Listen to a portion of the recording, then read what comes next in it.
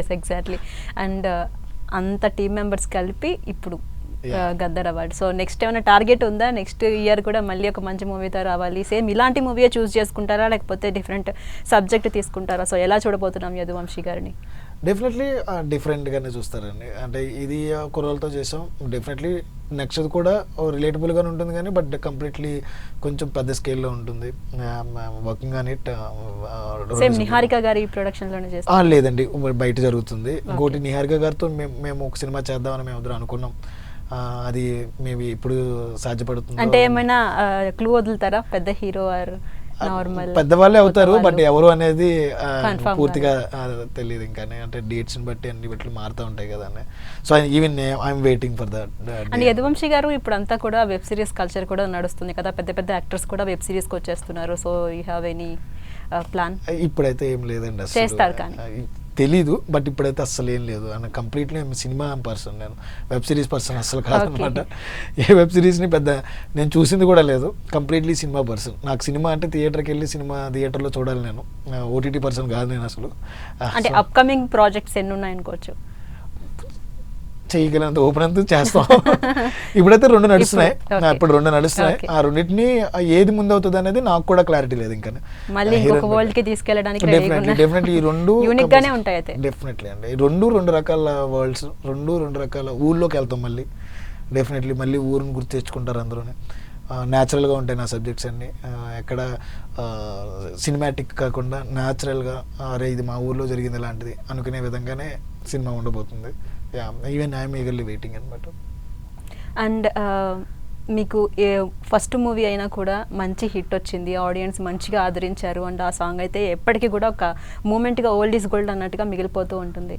And ఇక్కడ దాకా వచ్చారు, అవార్డు ఆడియన్స్ ఇస్తేనే మనం ఇక్కడ దాకా వస్తాం కదా. సో ఆడియన్స్కి ఏమైనా చెప్తారా ఫైనల్గా? డెఫినెట్లీ అండి, ఎందుకంటే ప్రతి సినిమా డైరెక్టర్కి టెక్నీషియన్కి సినిమా రిలీజ్ అయిన ప్రతిరోజు మొదటి రోజున బయటకు వచ్చిన తర్వాత ఏం చెప్తారనే వెయిటింగ్ ఉంటుంది. మనం సినిమాల్లో చూస్తూ ఉంటాం ఎక్కువ.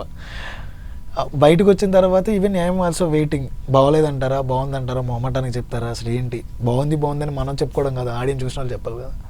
ఆ రోజు నేను బ్రహ్మరంభ థియేటర్ దగ్గర అనుకుంటా, నేను ఒక్కనే వెళ్ళిపోయాము మొత్తం అందరూ. బయటకు వచ్చిన తర్వాత గుర్తుపట్టారు నన్ను కొంతమంది, గుర్తుపట్టి thank you so much for the cinema అన్నారు. ఆ రోజు నుంచి 50 days వరకు నాకు థ్యాంక్ యూ సో మచ్లు వచ్చినాయి చాలా. ఒక డైరెక్టర్కైనా, టెక్నీషియన్కైనా, ప్రొడ్యూసర్కి ఎవరికైనా కానీ థ్యాంక్ యూ సో మచ్ అనేది చాలా పెద్ద వర్డ్. అంటే ఒక సినిమా చూసి థ్యాంక్ యూ సో మచ్ అని ఎందుకు చెప్తున్నారు, అది నాకు చాలా ఎమోషనల్ మూమెంట్ అనమాట. సాటిస్ఫై అయితే అలాంటే మాకు మా ఊరిని గుర్తు చేసావు, మాకు మా ఫ్రెండ్షిప్ని గుర్తు చేసావు, మాకు మళ్ళీ మా చిన్నతనాన్ని గుర్తు చేసావు అన్న ఎమోషను నన్ను ఒకరు హగ్ చేసేసుకుని గట్టిగా ఏడుస్తూ చెప్పాడు థ్యాంక్ యూ సో మచ్ అన్న, ఊరు వచ్చేసి ఎక్కడో బతుకుతున్నాను. ఒకరోజు నా ఎయిర్పోర్ట్లో ఒకడు పట్టేసుకున్నాను నన్ను. అలాగా ఎయిర్పోర్ట్లో నేను మా హీరో శివ మేము వస్తుంటే అతను అందులో పనిచేసి అతను స్వీపర్ అనుకుంటా, కుర్రోడే, నార్మల్ కుర్రోడే, గుర్తుపట్టి గట్టిగా వచ్చేసి అన్న ఒక్క సెల్ఫీ అంటే మనకి కొంచెం అలవాటు లేని విషయాలు ఇవన్నీ. భయమే అంటే ఒకసారి కంగారు పడ్డాను. నా ఏం సినిమా తీసామన్నా, నేను శ్రీకాకుళం నుంచి వచ్చానన్న, సినిమా చూస్తుంటే ఎంత ఆనందంగా ఉంటుందన్న. నిన్న కూడా నేను మందేస్తూ కూర్చుని చూశానన్న సినిమా. మా ఫ్రెండ్స్ మా ఎదోళ్ళు అందరూ గుర్తొచ్చారన్న. ఒక రకంగా నీ మీద కోపం అన్న గుర్తు చేసి మమ్మల్ని అందరినీ ఇక్కడ కాదురా మీ ఊరిలో బతకమని చెప్పావు, కానీ మేము బతకలేము అక్కడ, ఇక్కడికి వచ్చి బతకాల్సింది వస్తుందంటే నాకు ఎంత ఎమోషన్ అనిపించింది అంటే నేను ఆ రోజు రాత్రంతా కూర్చొని ఆలోచించుకున్నాను, ఒక ఇంత ఇంపాక్ట్ ఉంటుంది సినిమా మీద. ఒక సినిమా చూస్తే నిజంగానే మనం అనుకుంటాం కదా సినిమా అనేది ఇంపాక్ట్ కాదు, చూసేది వేస్తాను, కొన్ని సినిమాలు ఇంపాక్ట్ చూపిస్తాయి. అది నా సినిమా అనేది ఇప్పుడు నాకే అనిపించింది. ఒక రోజున చూసి ఏడ్చే బయటకు వస్తాం అంటే నేను ఎప్పుడు నాకు అలాంటి నీళ్ళు రాలా చూసాను సేపు, ఎందుకంటే ఒక 1000 సార్లు చూసుంటాను ఆ సినిమా, ఎమోషన్ పోతుంది. ఎలా పోతుందంటే అన్నీ తెలుసు, ఇంక ఎమోషన్ ఏముంది అనుకుంటాను. ప్రతి డైరెక్టర్ ఫీల్ అయ్యేదంటే కన్ఫ్యూజన్లో ఉంటాం. అది సినిమా ఫస్ట్ రోజున చూసాం కదా ఏంటి కన్ఫ్యూజన్లో ఉంటాం.